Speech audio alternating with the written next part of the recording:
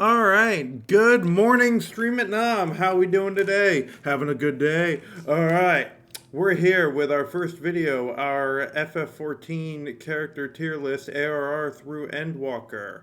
I will be ranking them based on how well written they are as characters, in my opinion, how much I enjoy their characters, be they hero or villain, and as well as just their consistency, their change. This will obviously favor some major characters over minor characters, but I will take into account the efficacy of characters' minor roles in their stories, although those won't be ranked as highly as some other characters. So, to start us off then, unfortunately, I can't really be that unbiased. Actually, you know what? I'll just own it. I'm being very biased because we're going to put Alize at the top right away, as we have S through D and an I don't know tier for I think one or two characters in this tier list who I just did not know. But Alize is here at the top for the simple reasons that I think she is a very well written character. She has all the sass to kick all the ass. And she is just such a wonderful character. She finds the cure for tempering. We see her suffer. We see her emotional turmoil. We see her highs. We see her lows. We see her relationship with the Warrior of Light, about how she wants to. She's one of the only characters who ever strives to be like to truly be like the Warrior of Light, and doesn't feel as content to live in our shadow as other characters do. She's very much doing her own thing, having her own agency, and doesn't really participate in that hero worship that a lot of other characters do. And while I don't think that's an overall bad thing, it's a far cry from what her brother does. That the hero worship of the Warrior of Light, or the filleting of the Warrior of Light, as some might say, I don't think that's something she does. And it's not a bad thing that the main character gets hyped up. I just like that she is a counterpoint to that. She gets all this wonderful development, and will be hard to top on this list. And here we have Almet, who I basically just see as a filler character to help the plot get from A to B in the Raktika Greatwood storyline, so I feel like I can't rank her all that highly. She's a plot-required character. I don't really remember very many moments of characterization for her. She's the strong, bossy sister of Symed and We Met. We'll get to them later, but I don't feel there's much. She's perfectly serviceable. Just that I feel like that there's not a lot there. All right, next we have Alpha. Alpha. I'm going to put him in B. And the reason for that is because I think that, in part, he does move the plot along wordlessly, kind of acting as the voice of wills. I get that he's a big reference to past games and to a certain type of chocobo in the past of the series tenure. But he is also a sort of light of hope and a counterpoint of feeling and emotion, contrasted by the cold, unfeeling Omega in that storyline. And he does, of course, come back in Endwalker, and he serves to move the plot forward. He's a plot device. Like, let's just say it for what he is. He's a plot device, but he's a cute, fluffy, and wonderful plot device who we get to grow attached to and follow. And considering that he's just sort of a optimistic, cute plot device, I can't rank him super highly, but I think that he fulfills his role in the plot very well, and that he is absolutely adorable, and that's how he ques himself into B tier. Alright, Alphino. Even though the hero worship is strong with this one, oh man, I could go on for ages about Alphino, but I'll try not to. He goes through probably the most character development of any character in the series, or damn close to it, going from the cocky boy in ARR all the way through to the seasoned veteran in Endwalker. If his character arc is done, they've honestly, like, if he never showed up again in the story, I don't want that. I don't want him to be done. But if he were done, he had a really great tenure in the story, and I feel like we've seen everything we can from him. We've bled with him through every expansion. We've laughed with him. We've laughed at him. We've had him at our back. We've bled together. We've fought so hard. He's been the constant companion and his absolute best boy. All right, Ardbert. It's hard not to put Ardbert. See, we're starting off just so strong with these S tier characters. Although Ardbert, I'll put maybe, gosh, Ardbert. Is it A for Ardbert? I think it's no, because of the best moment in the game for me. I have to put him in S tier, and because Ardbert made me cry more than most other characters. Ardbert is also a bit of a plot device in that he is sort of literally put in limbo to then be ready for the moment that he is most needed in the plot to move the plot forward and exists kind of as an in canon plot device.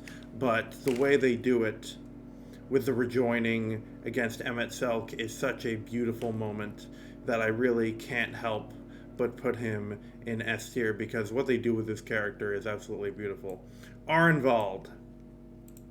Arnvald's going into B tier. And the reason Arnvald is going into B tier is because while he is that earnest figure and they pair him up with Fordola of all characters, which is a really interesting situation that they've set up here. He. What's a good way to put it? He is your standard goody two shoes, and he has some bonding moments with Alphino, but he ultimately doesn't get to shine too much in the plot. And they sideline him for all of Endwalker, which I felt was a disservice to his character. They did it as motivation for Alphino, and while that works, I didn't feel like that was worth sacrificing his participation in the plot as a character. And I know there's an Alamigo storyline, but even then, that's really about Fordola. So I feel like that he is a fun character, but we could have seen more from him, and we didn't really get enough to see him shine in a way that he could have. But I think that with time, Ehrenwald could have been a top tier scion. Still could be in the plot. We don't know what that's still in the future. Artuaro, very similar to Almed. I don't have a lot to say.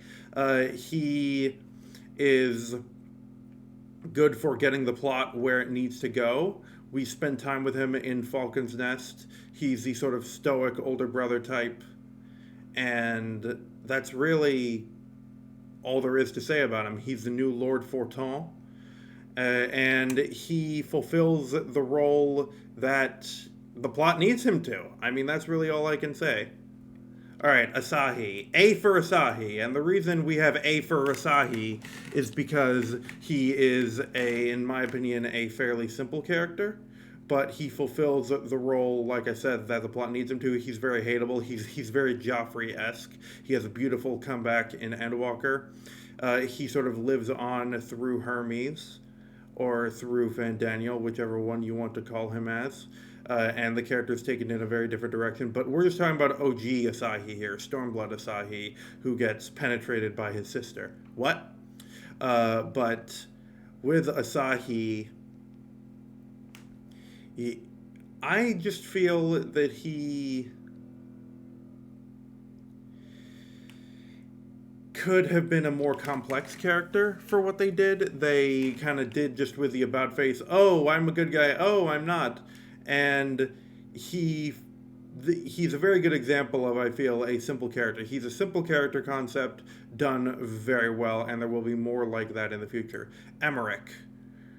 The only reason Emmerich is not S tier is because no, you know what, no. Yeah, his post-Heaven's Ward tenure brings him down, because they just kind of use him as a background character, and he really becomes just another face. Like, he gets put into the same kind of role as Connie Senna, but for his Heaven's Ward stuff, honestly, Preach in his Heaven's Ward video said it better than I ever could. And if it weren't for the way that the plot sort of cast him aside in future expansions, he would be S tier. Absolutely. I have no doubt about that. It's just that he gets used in a almost throwaway fashion later on when they don't capitalize further on what they built. So his role in future expansions after Heaven's Ward brings him down. But if we were just looking at Heaven's Ward Emmerich, he'd be S tier. That's absolutely true. And the reason Ardbert got a pass is because Ardbert, I feel like, had an even higher high than Emmerich, and his earlier appearance, his non-prime appearance, was just as good in its own way. With like, well, I'm the Warrior of Darkness. It was just as good in its own way. Biggs. He's big. He's clunky. He's got a Scottish accent. His grandson sends us a message from the future. He is what he is. And that's all there is to it. Brandon. Brandon is going into A tier. Honestly, his part should have been voice acted. If it had been voice acted, I feel it could have gone even higher, but it almost made me cry. I thought it was the best of the Warriors of Darkness stories in Shadowbringers, the role quests. I thought it was beautiful.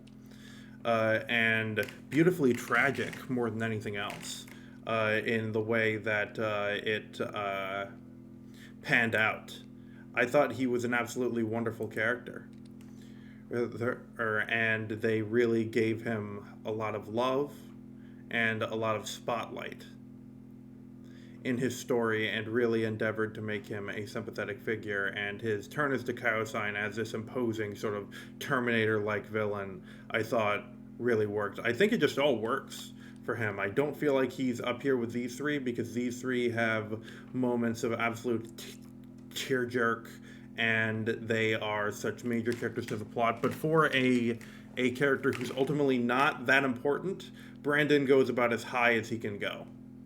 All right, Chai News. He's a fun character. I love how they sort of really make him important, and he becomes a major figure in all of Ballynorvrant. Uh, and I mean, he gets brought down, I feel, by the quest where you have to literally cheer him up, but he's fun. I really enjoyed him. He's one of the more memorable characters from Shadowbringers. And at first, you don't like him as kind of just a nothing husband to Dulia, but he ends up coming into his own in the patch content, and I think ends up being a really fun addition to the cast.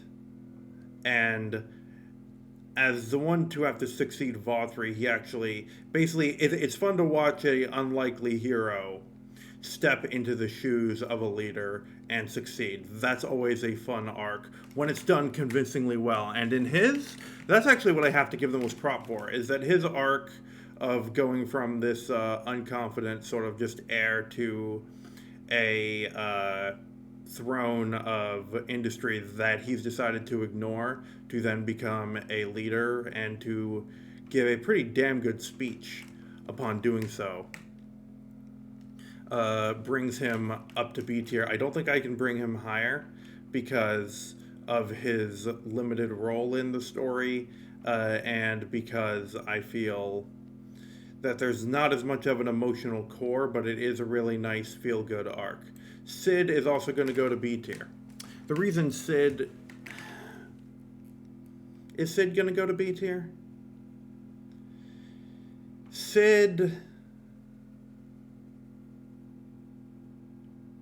The reason Sid is in B tier and not A tier is because I feel that they waste a lot of his potential for later. They basically make him side quest or side content man. And I feel that's almost a disservice. They basically make him one of the anchors of optional content. They do that for the Crystal Tower series. They do that for the Omega Raid series. They do that for the Evilise series. And they do it for the Diamond Weapon. Basically, he's side content man, and he does a great role in that with the G Warrior and the Mech Warrior. But I feel that the best parts of his character were when he was right there with the Scions, fighting the good fight, and he ultimately doesn't play a major role in the main story, which I feel is a disservice. I mean, yes, he does. I know the Iron works. You know what? No, screw it. I feel that he does enough for the story and with the whole Bodsy thing, which I wish he played a bigger part in. Again, he kind of sets up and has this big moment, and then kind of backs out for other characters to shine, like Nero, like Oh my gosh, I can't remember her name now. The girl in the Bosnia storyline, whose name I'm completely forgetting. But or the characters in the Evil Eve storyline. Like he kind of comes in and then he sets up other characters and then he backs out. And he really only gets a cameo in the main Endwalker story. We'll see what he gets as Endwalker progresses. I hope he gets more. But basically, he's a character who I just wish had more screen time. But they've put a lot of work into him, and I really enjoy him as a character. Now, this is the girl of the mall. I'm forgetting her name, but she's kind of cute. She's there, sort of has maybe a flirtationship with Hien, is there as a supporting figure, or sort of the another unlikely hero situation. But I feel that she's more of a supporting character than anything else. She fulfills that role as a supporting character. Coltene, what do you do in the plot? You're there as a background character. You're not a bad character. You're just a nothing character. Same with the Simet. I feel that she just doesn't do all that much for the plot. She's there to help fill out the world, which is fine. It's just that she doesn't do all that much as a character, less than her sister. Her sister is more of an anchor, and she's there to kind of fill things out. Simet might go higher because she gets a cool fight scene. I know we met might go a little higher because she gets a cool fight scene, but that is what it is, as it were. Next, we have Dulia Chai, who I think is going to go solidly into B tier alongside her husband for similar reasons. And of course she has a nice cameo. If you've done the Pixie Beast Tribe quest, she shows up in a nice cameo because she's the only character that they bothered to give a fat model. Well, except for someone, but we'll get to him later. She does bring a bit of the tears. We go from really suspecting her as being this awful, vapid person to really showing that she has a heart. She works as a mechanic gameplay loop for why we can go into Yulmore even after Vothri banishes us and technically we're his enemy, but in that she says, oh, well, I'll put a word in and they'll let you in the city, but that's fine. I mean, that's kind of a clunky way, but she's ultimately the one who brings hope to her husband and is one of the figures to sort of lead the people of Yulmore out of the darkness. And I really appreciate that she's clearly far gone and that they say, like, just how much. I mean, I think with her model, they mean to show, like, how much she's given into this lifestyle, even though, is it fat shaming? Kinda, yeah. Which I'm not the biggest fan of how they did that. But she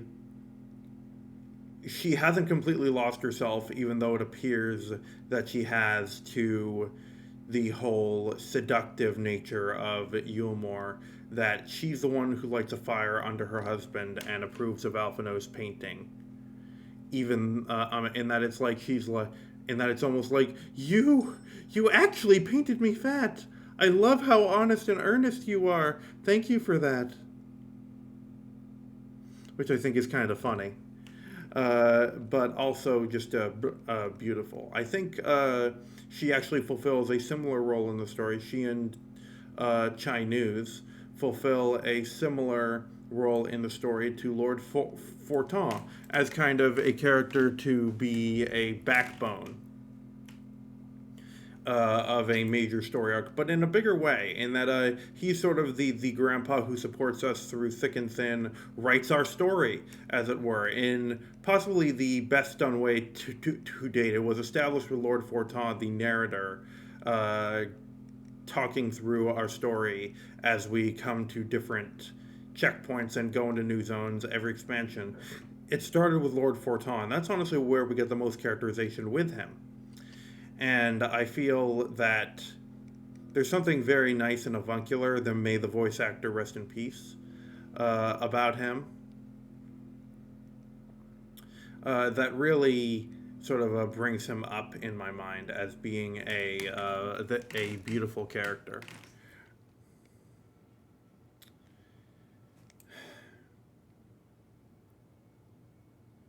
Nuff said. Nuff freaking said. Again! Nuff said! You know he belongs here. I know he belongs here. We know that they both belong here.